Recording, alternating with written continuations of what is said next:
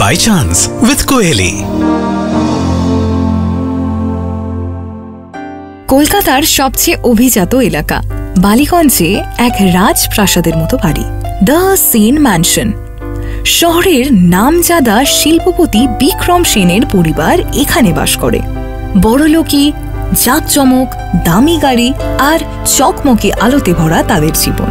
তাদের ছোট ছেলে অরিন্দম সেন, 32 বছর বয়স, উচ্চশিক্ষিত, সুদর্শন, একজন সফল ব্যবসায়ী। মেয়েরা পাগল তার জন্য, কিন্তু আজ পর্যন্ত সে কাউকে নিজের মনের কথা বলেনি।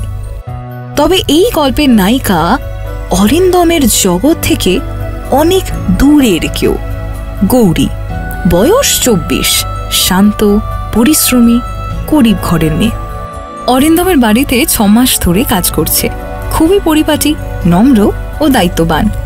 গৌরীর চোখে যেন একটা গভীরতা আছে, যেটা অরিন্দমের মন ছুঁয়ে গিয়েছিল প্রথম দিনেই। প্রথমে কথা হতো কাজের খাতিরে। তারপর সকালবেলা ব্রেকফাস্ট করতে গিয়ে অরিন্দম একদিন জিজ্ঞাসা করলো, তুমি কি করে এত সুন্দর করে আলুর পরোটা বানাও গো? শিখেছি মায়ের কাছ থেকে। উনি বলতেন পরোটায় ভালোবাসা মেশাতে হয়। এমন ছোট ছোট কথার মধ্যে দিয়ে একটা সম্পর্ক তৈরি হতে লাগলো। অরিন্দম গৌরীর দিকে যেন টান অনুভব করত। একদিন বিকেলে ছাদে গৌরী কাপড় মেলছিল।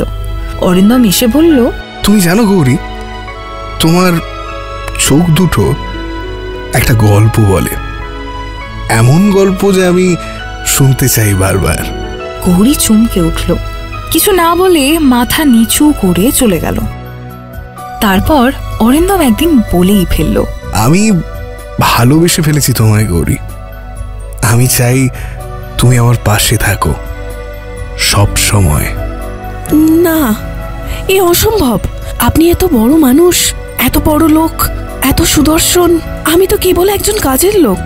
আমার সে যোগ্যতা কোথায়? ভালোবাসা যোগ্যতা দেখে না গৌরী। কিন্তু গৌরী বারবার না বলে। ও ভয় পায় সমাজকে, পারিবারিক অবস্থানকে। হঠাৎ একদিন অরিন্দমের বোন ঈশিতা, যে একজন আইনজীবী, ও তার মা রচনা দেখে ফেলে অরিন্দম গৌরীর সঙ্গে কথা বলছে। তুই পাগল হয়েছিস অরিন্দম? বাড়ির কাজের লোকের সাথে প্রেম করিস তুই? আমাদের মুখ কোথায় যাবে? দাদা, তুমি জানো না সমাজ কি বলবে? লোকজন হাসবে আমাদের নিয়ে। আমার মনের কথা শুনলে হাসবে? আমি তো কাউকে ঠকাচ্ছি না। আমি ভালোবেসেছি, সেটা অপরাধ? এটা একটা ফ্যাসিনেশন ভাই, তুই ভুল বুঝছিস। তুই যেটা করছিস সেটা সেন পরিবারের জন্য লজ্জা।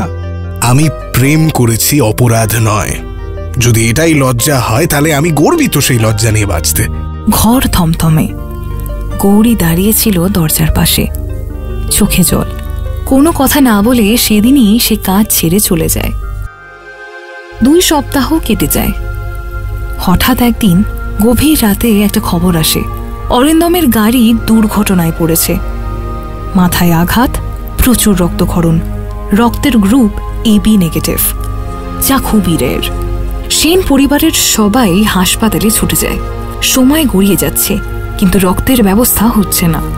ঠিক তখন এক নার্স এসে জানায়, একজন মহিলা এসেছেন, ওনার ব্লাড গ্রুপ মিলে গেছে, উনি রক্ত দিতে রাজি। সবাই ছুটে যায় দেখতে। সেখানে দাঁড়িয়ে গৌরী। তুমি এসেছো? হ্যাঁ, আমি যাব না বলেছিলাম। ভালোবাসা নয়, কিন্তু মৃত্যুর সামনে দাঁড়িয়ে থাকলে ভালোবাসা তো পিছু হটে না। গৌরীর দেওয়া রক্তে বাঁচে অরিন্দম। সে ধীরে ধীরে সুস্থ হয়। অরিন্দমের মা রচনার চোখে তখন জল। অরিন্দমের বোন ঈশিতা নীরব, এবং তার দাদা রুদ্র চুপ করে বসে। আমি ভুল করেছিলাম গৌরী, আমরা সবাই ভুল করেছিলাম। তুমি আমাদের ছেলেকে বাঁচালে, অথচ আমরা তোমার ভালোবাসাকে অপমান করেছিলাম। ক্ষমা চাই। তুমি আমাদের পরিবারের সদস্য হওয়ার যোগ্য, এই বিষয়ে কোনো সন্দেহ নেই। তুমি অনেক বড় মনের মানুষ গৌরী, আমরা ভুল বুঝেছিলাম তোমায়। গৌরী কিছু বলে না, কেবল চোখের জল ফেলতে থাকে। বিয়ের আয়োজন রাজকীয়, অতিথিদের ভিড়, মঞ্চ, আলো, ফুলে সাজানো অন্দরমহল। ঠিক বিয়ের আগে বরকনের গায়ে হলুদের পর সব পারিবারিক সদস্য এসে গৌরীর সামনে দাঁড়ায়। আজ আমি মা হিসেবে তোমায় আশীর্বাদ দিতে এসেছি, শুধু বউ নয়, মেয়ে হিসেবেও। আজ থেকে তুমি শুধু আমার ভাইয়ের বউ নও, আমার ছোট বোনও।